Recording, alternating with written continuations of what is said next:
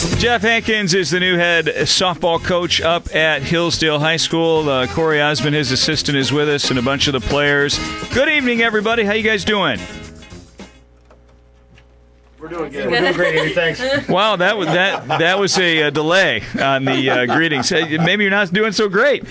Jeff, welcome. I appreciate y'all coming. Great to have you in town back with the Hornets coaching softball. I know you're really excited about the opportunity. Absolutely, Andy. We had a great bunch of kids. They really want to work hard. It's a slow start, but baby steps. We're doing better every day. We won a few games this year. We're really wanting to try to build a program. Our motto is building champions right here in Hillsdale, and we want Hillsdale to be a softball town again. Okay, let's talk about your background, how you got involved in the game, and how you came to be the coach. Well, this is my 27th year. I was a high school to college coach. My first coaching job was actually at Jackson Baptist a few years ago. I graduated from Liberty University. I played baseball there. I was the youngest varsity coach at 20 years old at Jackson Baptist, started that program, and then ended up at the college level I was at Hillsdale College actually in 1991 with Paul Nochi. But I was at South Line the last 4 years, a very successful program. We averaged 30 wins a season, and we worked hard to get there like these girls. That team had only won 10 games in the first season when I took over, and they worked hard during the off season. That's what we're expecting these girls to do. But that's my background, just a lot of coaching all these years. Coach Nochi played for the Cubs. He did. He lets everybody know, and he's got his little card there, and he's up there bombing away at Hillsdale College, still trying to build a winner up there. Jeff Hankins is doing that, Hankins is trying to build a winner at Hillsdale High School. Talk about the challenges when you come into a program that hasn't had a lot of success over the past couple of years. What are some of the challenges for you coming into this new challenge for your career? Well, I think the biggest challenge right now is summer softball for our kids. I know our rec department, Michelle's doing a great job trying to get kids to come out for softball, and we just really want to encourage kids who are not playing softball or who would really like to play to go down and see her. I think it's really important that they're our foundation, and we just really haven't had a lot of teams in the past, and that's where I brought Coach Corey in. He's coached summer ball in the rec department. He knows all the girls, and he's helping me out trying to recruit kids to play, 8th graders. But our challenge is that we don't have a lot of girls playing softball. And right now, these girls right here are my girls who've played the most. And everybody else, they've had to use their talents to combine and just kind of build with the girls we have not played. You have a background in baseball, now coaching softball. Right. How different are the sports and how similar are they? Well, I guess there's a difference in pitching, and there's a difference in leadoffs.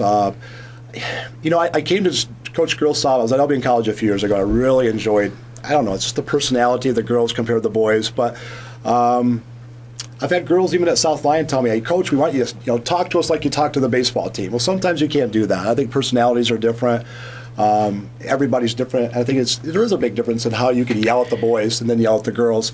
But game-wise, really, there's not. Just the pitching, to be honest with you. So from a strategy standpoint, and you're a student of the game of baseball, and I think that baseball and softball deceptively are much more complicated than people think. I think people think, well, a coach just fills out a lineup card and eats sunflower seeds the rest of the game.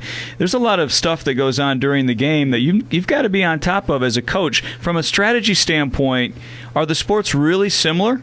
If you want to go that way, there's a lot of bunting in softball, right. A lot of slab hitting in softball. We're not there yet with our team, but there's a lot of teams that are better that we are going to get there, where the infielders are always up. The third basemen in softball sometimes are 10 feet away from the batter. How dangerous is that? Girls are wearing masks nowadays, so the ball comes off the bat harder. Baseball, you're not always in bunt situations. In softball, you don't know when they're going to bunt or going to slap. There could be 2 outs and 10-1 ball game, the other team, and they just said, well, we're just going to bunt on this guy or slap hit on this guy. So, yeah, there is a lot of differences. You got to know your ball players. I made a lot of changes with my infield a little bit because of the strategy of our arms and stuff like that. But, yeah, Andy, if you want to say it that way, yep, there is a big difference because baseball, you're not always bunting, 20 times a game. Right. Where you play Onstead, which we're playing in the season, they bunt a lot, and they bunt for a lot of base hits. The other thing I always thought would be different as a manager would be handling a pitching staff. Right. At the high school baseball level, you're limited to 10 innings a week for your pitchers. Right. as I understand it, you're not limited in the number of innings. Is that right? That's correct, and it'd be kind of hard for us since we only have one pitcher in Jess Ryan. But most high schools only have one pitcher, unless you're at the Division I level. But absolutely, in baseball, you're lucky to have 4 or 5 people to pitch, and that's a great thing. We'd love to have 4 or 5 girls. That's our goal here at Hillsdale. But it's a big difference, and sometimes.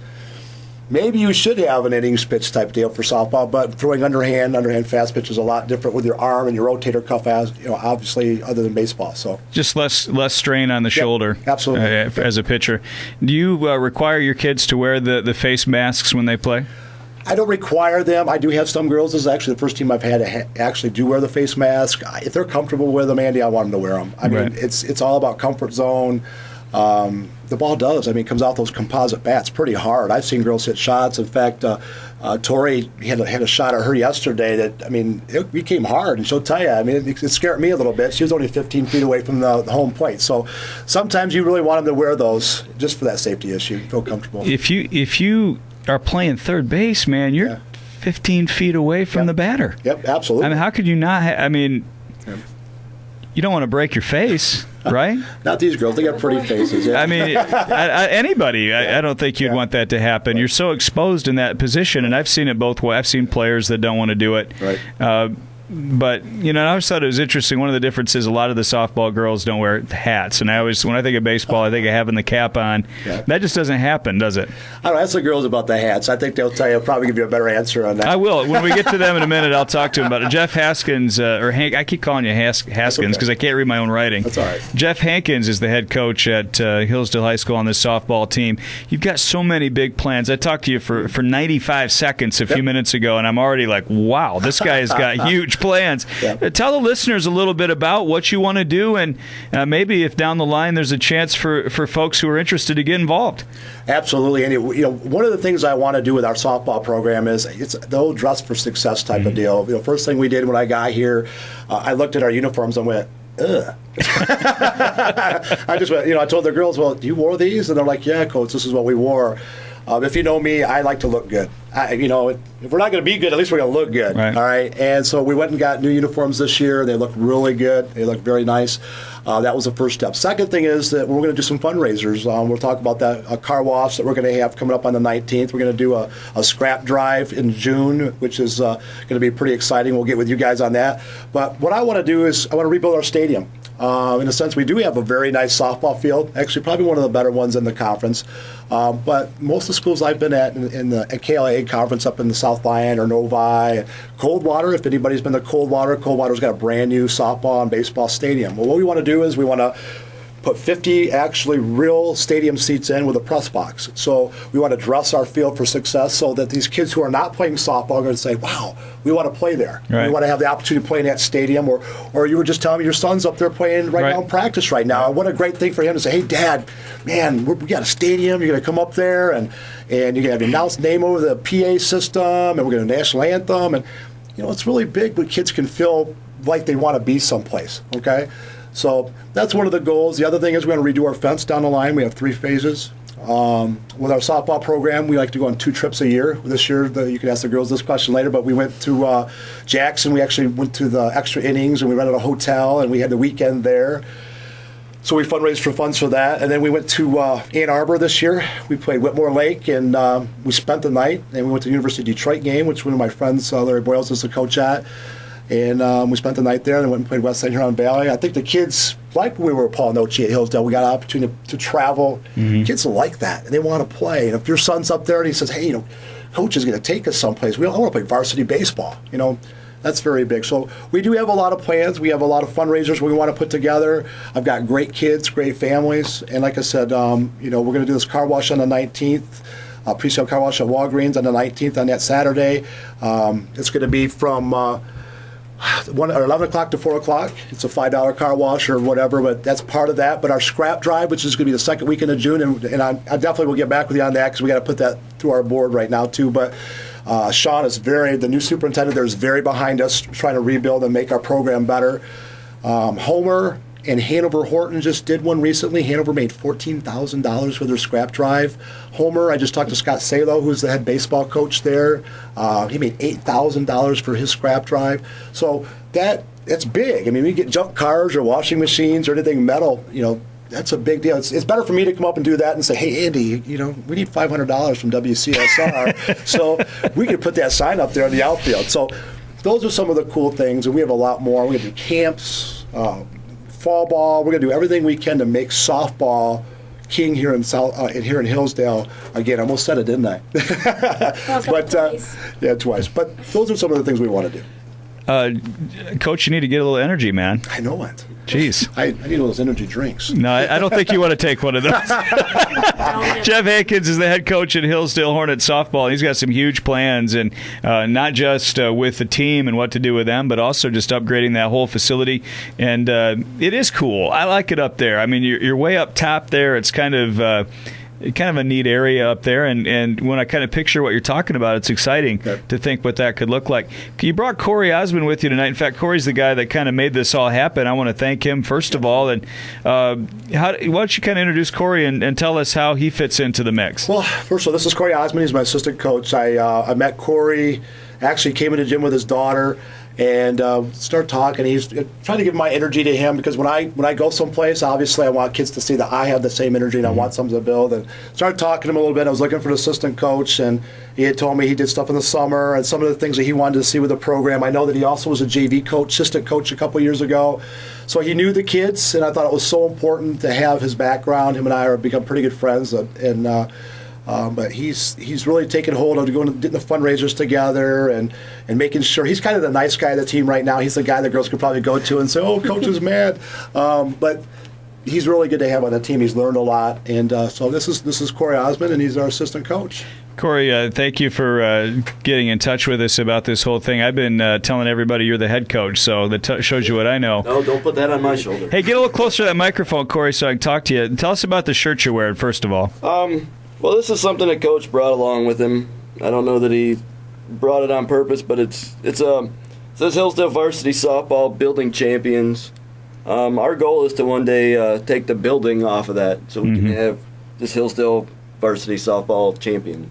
As you take a look at where the squad is right now early on in the season, what are some things, Corey, that you've picked up on, and Coach Hankins, you can jump in on this too, but from where you are right now, what are some specific things that are going to need to be improved in terms of the way the kids play the game to take it to that next level?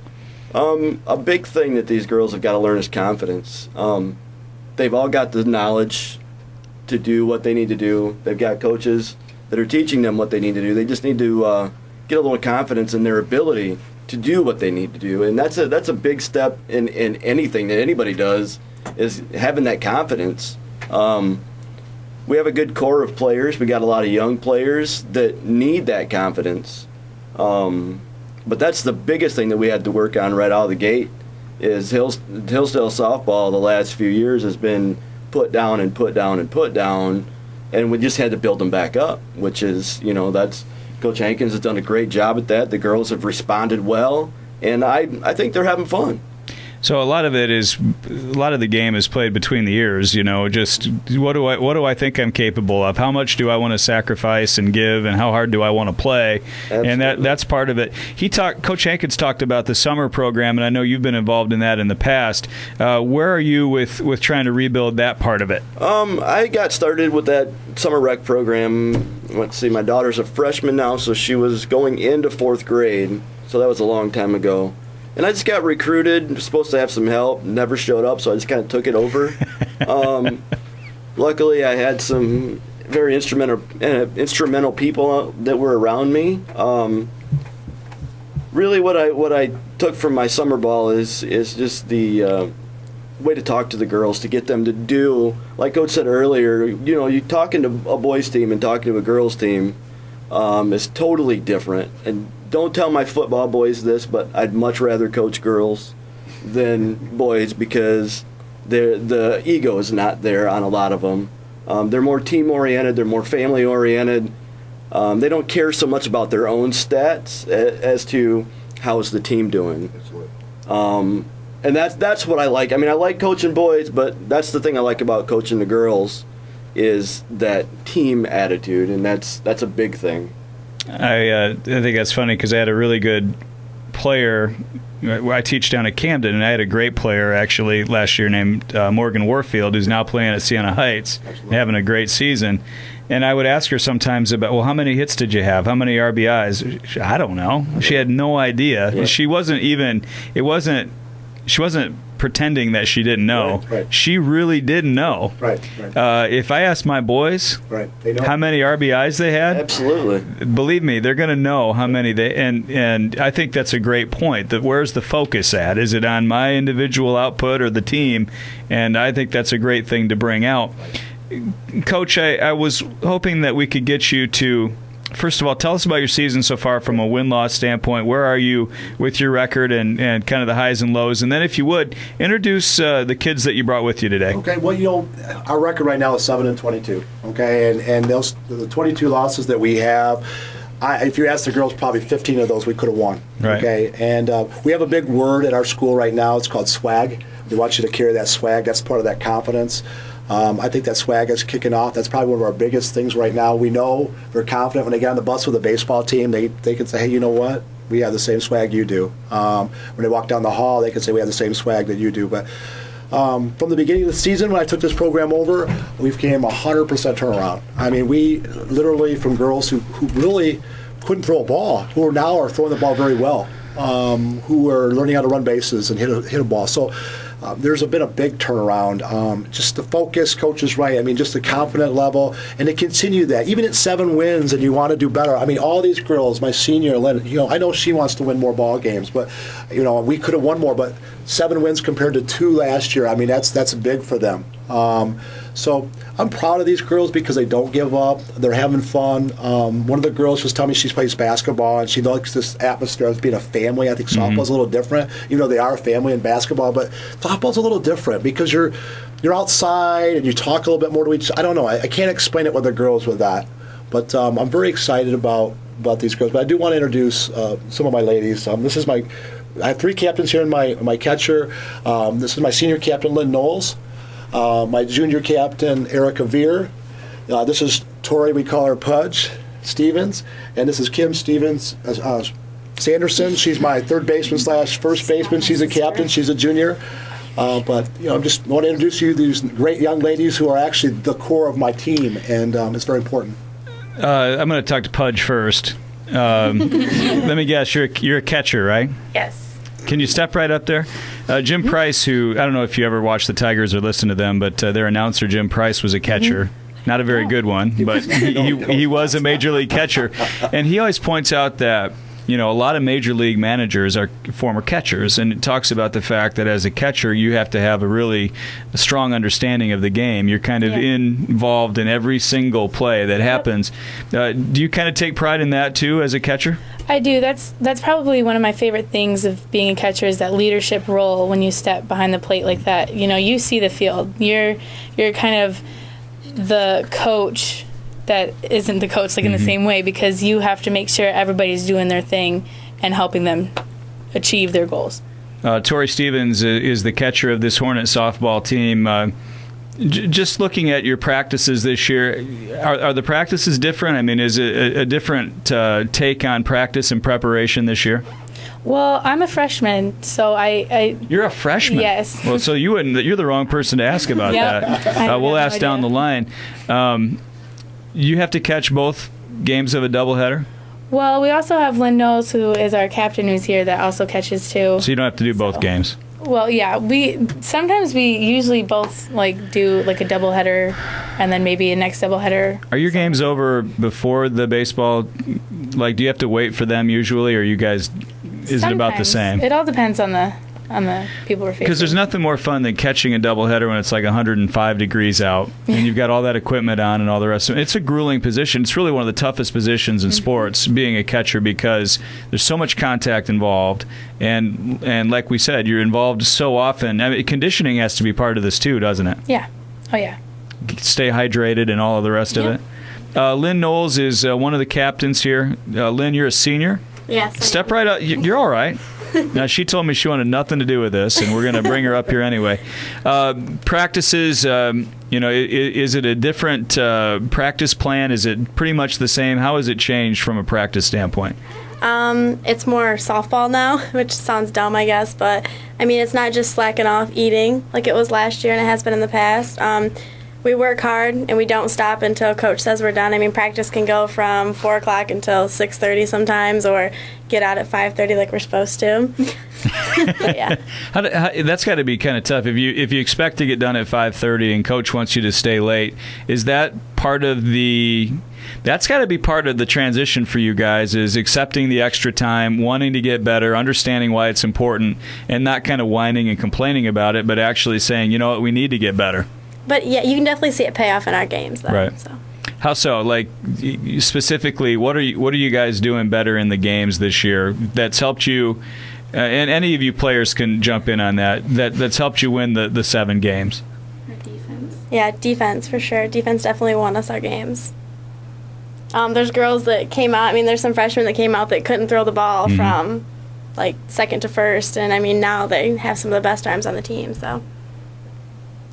If you can't throw it from second to first, then you need to have played with Coach Osman over here in the summer program, get a little bit better at that. Did you play, Lynn? Did you play a lot of summer softball when you were younger? Yes, I did. Through Jonesville, though. So I moved here my junior year. You have a background, at least having played. Erica Veer, the Veer name is extremely recognizable. Are you related to any of these kids I watch on Saturdays at Hillsdale College? Sure I am. Are those your brothers? Like Joe. Yep, those are my cousins, actually. Joe's your cousin? Yep. Gosh, I love watching him play. He kills people out there, but that's for a different show. Erica, what position are you playing this year? This year I play shortstop. All right. How do you like that? Tell the truth. Well, I'm starting to like it more, but to be honest, I hated it at first. I absolutely hated it. Okay, but shortstop's one of the highest profile positions on the field. Were you just sort of nervous about stepping into that role? I guess so, yeah. Well, why did you hate it? It's a hard position to play. Yeah, it is. It's so much. I don't know. I wasn't. I think with Erica, one of the things with Erica, she's got to understand is she's one of the better athletes we have on our team. And when I got her, she was a first baseman. I'm like, why is she at first base? I put her at shortstop because she's a junior, and I think she's going to be the. Well, you said you changed the infield around a little bit. We did, so. And I think one of the things with Erica, and Erica's doing a great job this weekend. Andy, she did it. I mean, she looked like Peralta at shortstop, but I'm not lying. She went behind third base a couple of times, grabbed the ball, threw it to first. Kim Sanderson grabbed it, and before there might have been a ball that went through there and got past the first baseman, and they would have scored 4 runs. But I mean, the confidence of building a champion with these girls is that. And Erica's going to be, she's my core for next year's team in a sense of being up the middle. And as you know, we got 84 Tigers. You had to have, catcher, second baseman, center fielder, shortstop. You're up the middle is your strong point. And, we always say defense wins what? Championships. I mean, that's what wins. I mean, you have to have great defense. So Erica's going to be, and she will. I know she doesn't like it, but we put her there, and she's getting better at it. And she's actually, I tell you, by the time she's a senior, Andy, I guarantee she's going to be all conference or all district there. There's no doubt about it. Erica, have you started to see, is it too early, or have you already started to see the sort of reputation that the team has at the school start to change a little bit? Because that's important to get, I would think, to get more kids to come out for the team. You know what I mean? Down the road? It's going to come in time. Like, usually when we say we won, it's usually the response is, oh, well, that team must have really sucked. So something like that. So that's usually a response. But I think it's just going to take time for everybody to get respect back for softball. Okay, and Kim Sanderson is with us, too. Kim has been hiding. She is hiding from us. Kim, what position are you playing this year? First base. And you're a senior also? I'm a junior. And you're a lefty? Well, no, I bat left-handed, but I have my right hand. So coach has a right-handed first baseman. Okay. That happens sometimes. I think I've only had, I think probably in 20-something, I think I've only had one left-handed first baseman. So you normally put a righty at first base? Absolutely. I'm going to put the person who's got best defensive player there, but... not so much caring about what, right. I've never been one of those kind of guys, but... Would you have a left-handed catcher? I've had one. If that was the right person for the job? I can tell you there's a pitcher at Hillsdale College. Her name is Prendel. Her dad was a left-handed. He actually played with me his trial. He was a left-handed. His name is Sean Prendel. He played catcher. He was left-handed. And then his daughter pitches for Hillsdale now. But yeah, absolutely. So it can happen. It's very rare, though. It's very rare to have a left-handed catcher. But. Kim, with you and Erica as kind of some junior leaders on this team, it's got to be exciting to see the wins start to come and everybody's starting to have more fun, because I know as a former coach, when you're winning, it's a lot more fun, isn't it? Yeah, like you can tell. Just like the people that come back, you're just more excited to be at practice and at our games and stuff. Now, Coach, as far as coming up, talk about the schedule for the rest of the season, and then where's your district going to be? Well, right now, we'd love to have everybody come out Friday. We've got our senior night. We're going to be playing, I think we have Stockbridge Friday. Is it Stockbridge coming up Friday, a doubleheader? It's a league game. It's what's really awesome is right now everybody is tied for first place. So everybody's 2-2 in the conference right now. Then we've got Parma. This is actually our last home game, regular season home game. Then we got Parma Western coming up after that next week. And then we go to Onstead. We break off to our new leagues next year, which we're going to be in, and Onstead's going to be in that. So we'll play them and see what kind of softball they have. Then we're going to host our own tournament that we're actually still working on. We actually were in the Adrian tournament. We backed out of that so we could host our own tournament at home. So we're going to be working on that on the 26th of May. Our districts are going to be at the old dreaded Hanover Horton Comets. My kids go there, so they're all ready for us. But we're going to be playing our rival Jonesville in the first round. You know what the date is right off the top of your head? Or not? June 2nd. Okay, June 2nd. We actually got a bye, so did Jonesville. We'll be playing them at 10 o'clock at Hanover Horton High School.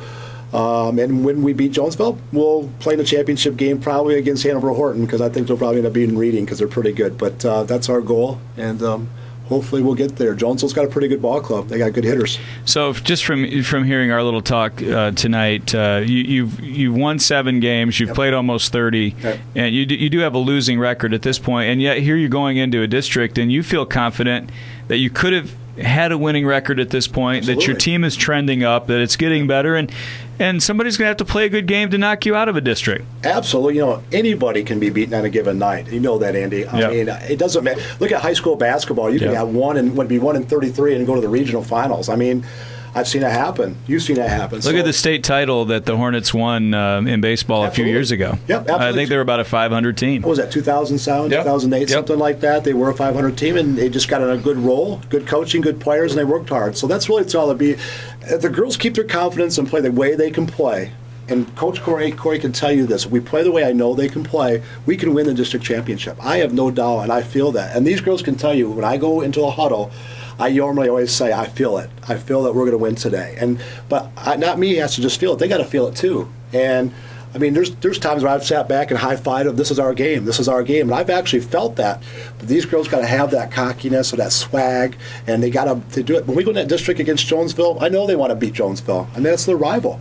That's their rival. And they got the same record we do this year. So, but they're a good hitting team. There's no doubt. You got Miller pitching there. So we're looking forward to it. I think that's kind of what we're looking forward to is that first district game, and I'm ready to go. Starts from the head coach, driving that attitude, that positive outlook, that real belief, and again, it's not just saying you believe, but actually believing. And because I tell you, kids this age, they know when you're faking. Yeah. They can see right through you. Yeah. And when you're genuinely excited and confident, that makes a huge difference. I want to get you out of here because I've already gone past the time I said I'd keep you. But I want you to talk about this car wash again real quick. May 19th. And if people want to learn more about it or get involved and participate, Absolutely. What do they have to do? Well, first of all, we're calling it the Building Champions Car Wash, and basically it's just to get us started for our stadium outlook. It's going to be our building fund and stuff like that. And it's going to be May 19th at the Walgreens right up here. It's at 196 West Carlton from 11 to 4. We do have pre-sale tickets. Andy, I found pre-sale tickets are easier to do because that way some of the girls goes, man, if we sell 500 tickets, that's 500 cars. Well, most of the time they all don't show up for that, but we will love for them to come. But if you want a pre-sale ticket, you can get with the high school, or you can call me at 517-917-8947. I'll definitely get you a ticket, or just show up at that time. We'll take donations. It doesn't have to be a $5 fee. So you don't have to have the pre-sale ticket? Absolutely not, no. They'd like to sell you a pre-sale ticket just so they have an idea, but you don't have to have it. Right. Okay, and that's coming up May 19th at Walgreens. May 19th right there in Walgreens on West Carlton. And the time again? It's going to be from 11 a.m. to 4 p.m. Okay. Okay. So look forward to that. Look forward to the rest of the regular season. The last home game is Friday, regular season home game. Friday against Stockbridge, that's your senior night.